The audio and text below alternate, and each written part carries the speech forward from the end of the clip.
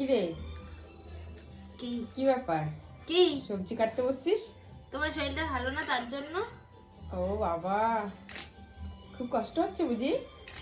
সে তো হচ্ছে। হ্যাঁ, আমি কাজে গেলে তো তুই রান্না করিস।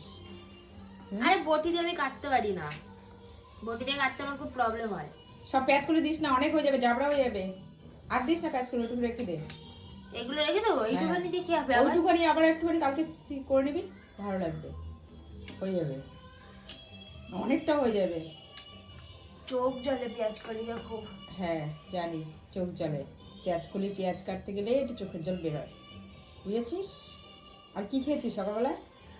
ব্রেড বাটার, দুধ।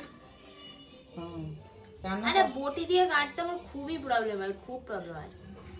আমি এই জন্য বড় চাকুটা দিয়ে এরকম করে কাটবো। এটা ছোট ছোট কাট। দুভাগ করে দেবো? না, দুভাগ দিলে ওটা তরক সবজির মতন দেয়। চোখ জ্বলছে।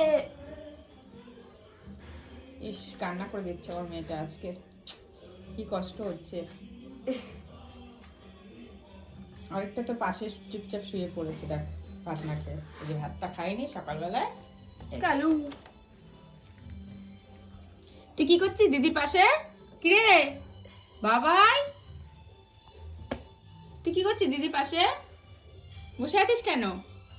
ভাতটা কেন খাসনি?